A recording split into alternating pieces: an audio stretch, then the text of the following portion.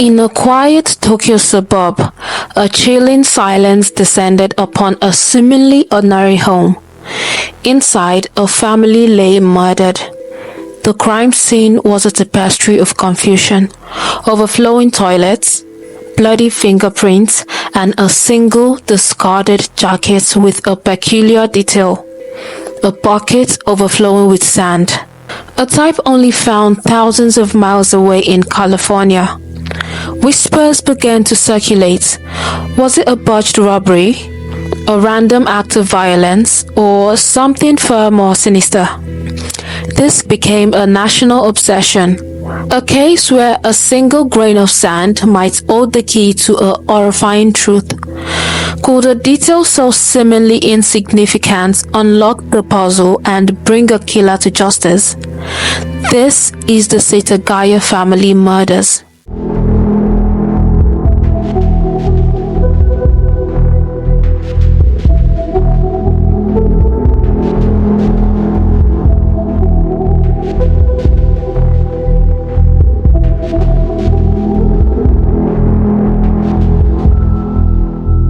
A word of caution, this case will touch on details of violence that some listeners may find disturbing. By examining this case, we pay tribute to the lives lost and honor the unwavering pursuit of justice. This chilling case is reconstructed from information available online. So if there is anything we get wrong, or if you have additional information that sheds new light on the case, please don't hesitate to share it in the comments. So with that in mind, let's dive in. The winter sun cast a pale glow through the frosted windows of the modest house in Setagaya Ward, Tokyo. Inside, an unsettling silence had descended. A half-eaten bowl of cereal sat forgotten in the kitchen counter, milk turning a sickly shade of yellow beside it. On the living room TV, a Disney movie remained paused mid-scene. The bright cartoon characters a stark contrast to the grim reality that had unfolded in the house. Detective Saito, a seasoned investigator with the weary eyes and the permanent crease of worry etched between his brows, surveyed the scene. The air hung heavy with the metallic tang of blood and a sense of unspeakable horror. On the second floor, the youngest member of the family, a boy no older than 6, lay lifeless in his bed. His small frame seemed impossibly fragile against the stark white sheets. The cause of death was swift and brutal: strangulation. Saito made his way down the stairs, each step echoing in the oppressive silence. The parents, Mikio and Yasuko Miyazawa, lay at the foot of the stairs, their bodies contorted in a final struggle. Multiple stab wounds marred their flesh, a testament to the ferocity of the attack. Their 8-year-old daughter, Nina, was found huddled near them, her bright eyes forever closed. The crime scene was a tapestry of chaos and confusion. Drawers were pulled open, their contents strewn haphazardly on the floor. A single overturned chair lay beside a ransacked purse, but nothing of apparent value seemed missing. An overflowing toilet bowl in the upstairs bathroom hinted at a struggle, or perhaps a desperate attempt by the killer to remove incriminating evidence. Despite the seemingly straightforward brutality of the scene, something didn't sit right with Saito. The abundance of evidence felt almost like a smokescreen. There were bloody fingerprints on the furniture and discarded clothing, but they hadn't yielded any matches in the national database.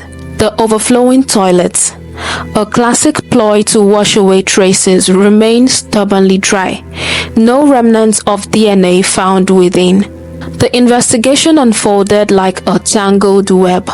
Theories were spun and discarded with alarming frequency.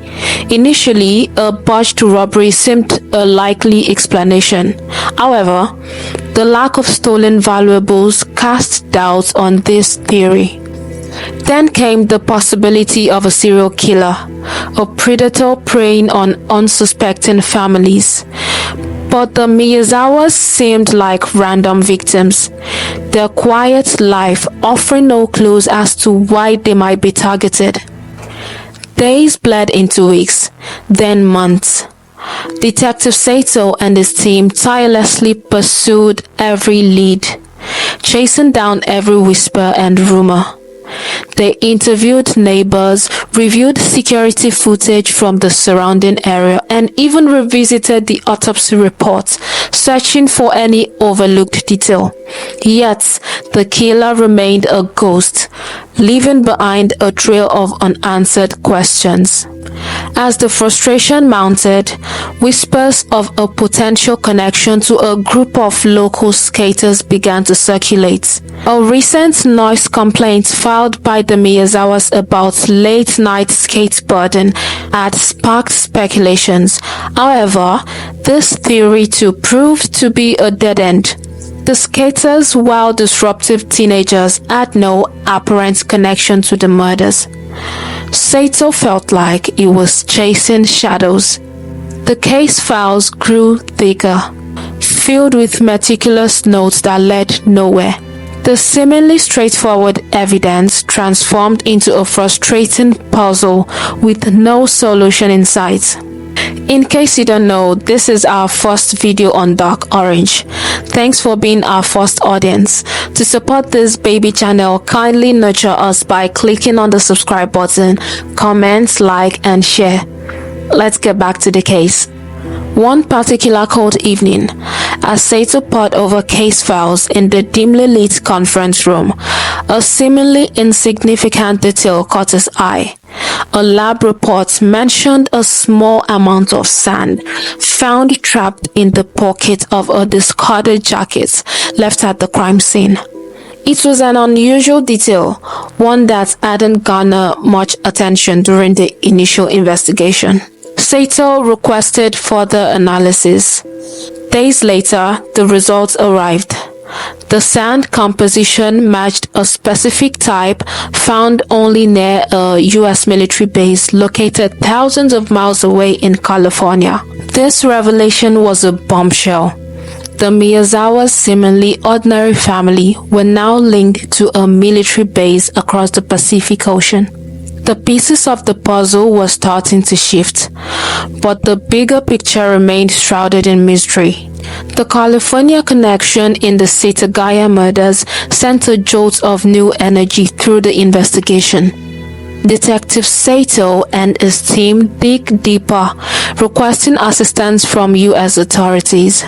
Weeks turned into a tense waiting game as they navigated bureaucratic hurdles and cultural divides. Finally, a breakthrough arrived. DNA analysis of blood samples from the crime scene revealed a complex profile. The genetic makeup pointed towards an individual with mixed ancestry. One parent of European descent and the other is Asian.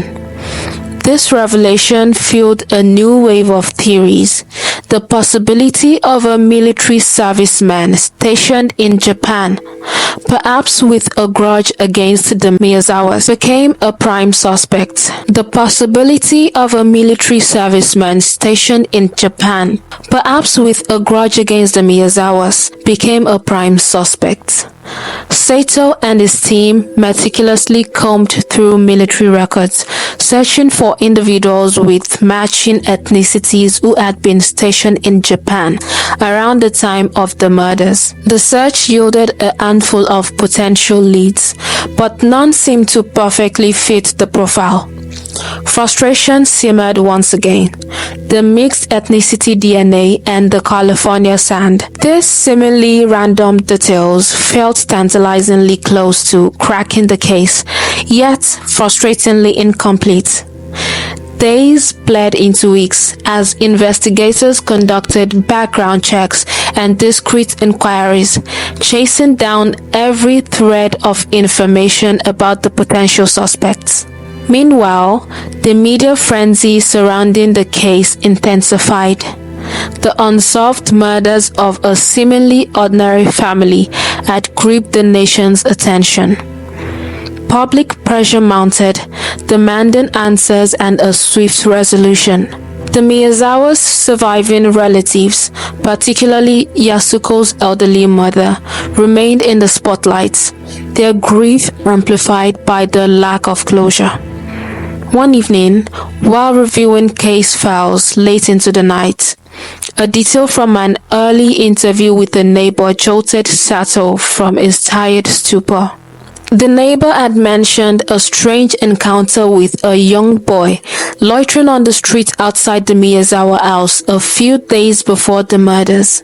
The boy, described as being around 12 or 13 years old, seemed oddly out of place. He spoke broken Japanese and appeared nervous when questioned. This detail, seemingly insignificant at the time, now resonated with the mixed ethnicity DNA profile.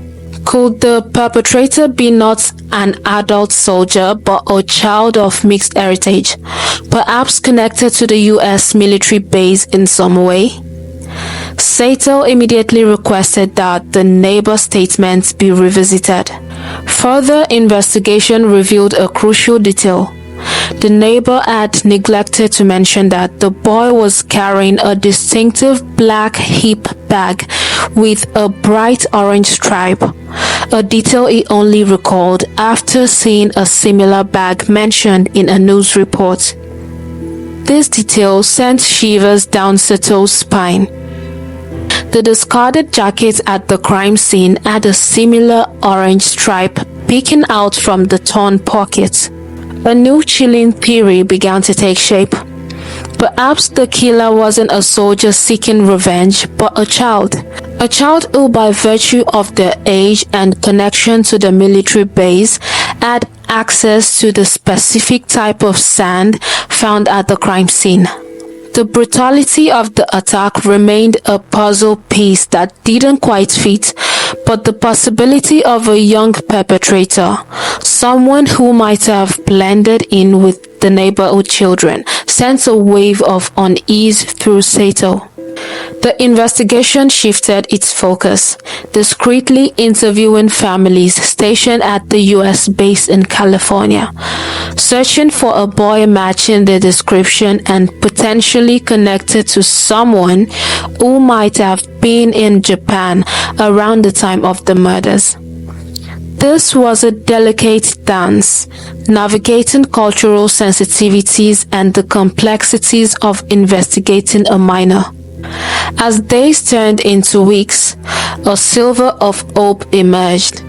A stationed military family with a son matching the description came under scrutiny. The boy, a sullen teenager with a troubled past, had spent a significant amount of time in Japan with his father, a serviceman who had been temporarily stationed there a few years prior. The boy, a sullen teenager with a troubled past, had spent a significant amount of time in Japan with his father. The investigation into this new lead intensified. School records, medical reports, and any available information about the boy were meticulously examined. Sato and his team awaited the results with bated breath, the weight of the unsolved case pressing down on them. The weeks that followed were a whirlwind of activity for Detective Sato and his team. The investigation into the teenage son of the US serviceman became their sole focus. Building a scene against a minor, especially one residing outside of Japan, presented a unique set of challenges. Working alongside US authorities, they meticulously gathered information. School records revealed a history of behavioral problems and a disturbing fascination with violence. However, a crucial piece remained elusive, a concrete link between the teenager and the Miyazawa family.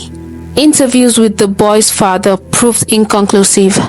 He adamantly denied any knowledge of his son ever been in Setagaya, let alone being involved in such a horrific crime. Then came a breakthrough.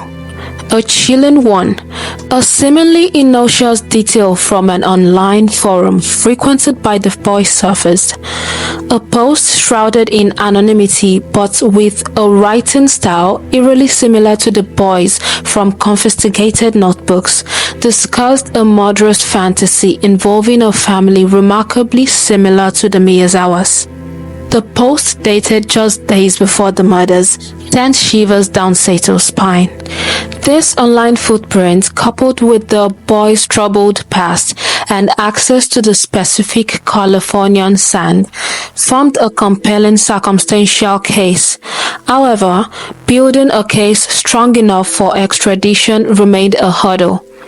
Negotiations with U.S. authorities became a tense dance, balancing the pursuit of justice with the legalities of prosecuting a minor. As the investigation progressed, a horrifying truth began to take shape. The initial brutality of the crime, initially a point of confusion, now seemed to fit a disturbing pattern. Experts consulted on the case theorized the violence could be a twisted attempt at mirroring a video game or movie the boy might have been obsessed with. The Miyazawa seemingly random targets might have simply been unfortunate neighbors living in a house the boy fixated on. The thought sent a wave of nausea through Sato. The randomness of the tragedy felt almost more unbearable than a targeted attack. Months turned into a year, the investigation a slow burning ember refusing to be extinguished. The pressure from the media and the public remained relentless. The Miyazawa surviving family held onto a fragile hope for closure, their grief compounded by the agonizing wait for justice. Finally, a breakthrough arrived.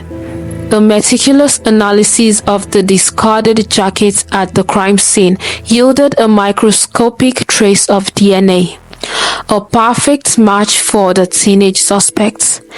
This concrete evidence, along with the damning online post and the Californian sand connection, formed an ironclad case. The extradition process, though lengthy, ultimately proved successful. The once sullen teenager now stood before a Japanese court, the weight of the alleged crimes etched on his young face. The trial that followed was a media spectacle, a nation yearning for answers and closure.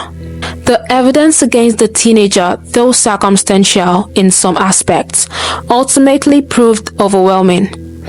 The court, acknowledging the disturbing nature of crime and the weight of the evidence, found him guilty. The sentence, however, reflected the complexities of the case and the age of the defendant. The Setagaya family murders remained a chilling reminder of the darkness that can lurk beneath the surface of seemingly ordinary lives. For Detective Sato and his team, the case was a haunting testament to the tenacity of evil and the enduring power of grief.